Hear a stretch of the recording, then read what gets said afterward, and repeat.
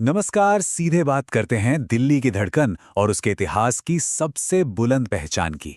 आज के इस विश्लेषण में हम एक ऐसी ऐतिहासिक इमारत की कहानी खोलेंगे जो सदियों से भारत की संस्कृति और वास्तुकला की एक बेहद खूबसूरत दास्तां बयां कर रही है।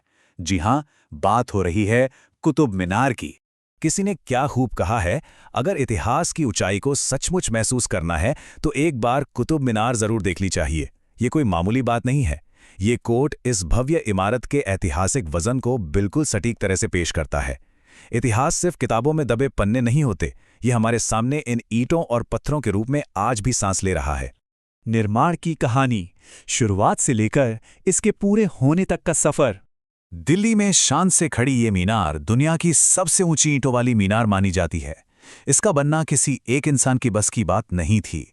साल 1193 में कुतुबुद्दीन ऐबक ने इसकी नींव रखी, लेकिन वो इस विशाल सपने को पूरा होते नहीं देख सके। इसके बाद उनके दामाद इल्तुतमिश ने इस जिम्मेदारी को उठाया और इस भव्य विजन को हकीकत में बदला। ये एक अधूरा सपना था जिसे किसी और ने पूरा किया।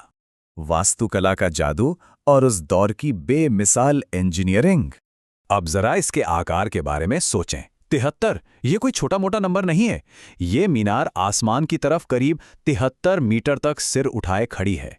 जरा कल्पना करें, उस प्राचीन दौर में जब ना कोई आधुनिक मशीन थी, ना क्रेन, तब इतने विशाल ढांचे को इतनी ऊंचाई तक सुरक्षित रूप से खड़ा करना कितनी बड़ी बात रही होगी।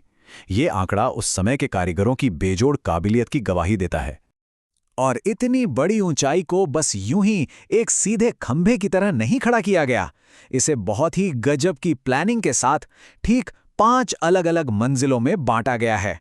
हर एक मंजिल का अपना एक खास ढांचागत महत्व है, जो इस पूरी मीनार को मजबूती तो देता ही है, साथ ही एक शानदार संतुलन भी बनाए रखता है।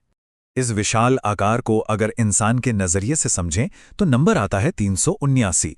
मीनार के बिल्कुल ऊपरी हिस्से तक पहुंचने के लिए अंदर ही अंदर 379 सीढ़ियां बनाई गई हैं। सोचने वाली बात है कि उस समय एक एक सीढ़ी को तराशना और उन्हें चढ़ना कितना मेहनत भरा काम रहा होगा। लेकिन बात सिर्फ ऊंचाई या सीढ़ियों की ही नहीं है, इसकी सुंदरता भी एकदम बेजोड़ है। लाल बलुआ पत्थर और सफ़ेद संगमरमर के शानदार मिश्रण से इसे सजाया गया है। इसकी दीवारों पर जो खूबसूरत नक्काशी की गई है और अरबी भाषा में जो आयतें उकेरी गई हैं, उनकी बारीकी देखकर आज भी लोग हैरान रह जाते हैं। ये उस दौर के कारीगरों के हाथों का असली जादू है। सिर्फ एक मीनार नहीं, पूरा ऐतिहासिक परिसर। कुतुब मीनार वहां अकेली नहीं खड़ी है। जैसे ही इस परिसर में कदम रखते हैं, कुव्वत उल इस्लाम मस्जिद, अलाई दरवाज़ा और कई दूसरी भव्य इमारतें नजर आती हैं। और इन सबके बीच बिल्कुल शान से खड़ा है मशहूर लौह स्तंभ। ये सारी संरचनाएं मिलकर इस जगह को एक साधारण स्मारक से एक ऐतिहासिक महाकाव्य में बदल देती हैं। और इसी लौह स्तंभ से जुड़ा है एक बहुत बड़ा प्राचीन रहस्य। हजारों साल पुराना होने के बावजूद आज तक इस लोहे के स्तंभ में जंग क्यों नहीं लगा? ये कोई मामूली सवाल नहीं है, बल्कि प्राचीन धातु विज्ञान यानी मेटलर्जी का एक ऐसा चमत्कार है जिसने आज के बड़े बड़े वैज्ञानिकों को भी उलझाकर रख दिया है। आखिर ये कैसे मुमकिन हुआ? ये इस जगह का सबसे दिलचस्प पहलू है। एक विश्व धरोहर और उसकी वैश्विक मान्यता। समय के इस अद्भुत सफर पर अगर नजर डाली जाए तो 1193 में पहली ईंट रखी गई। फिर आने वाले वर्षों में इल्तुतमिश ने इसे पूरा किया।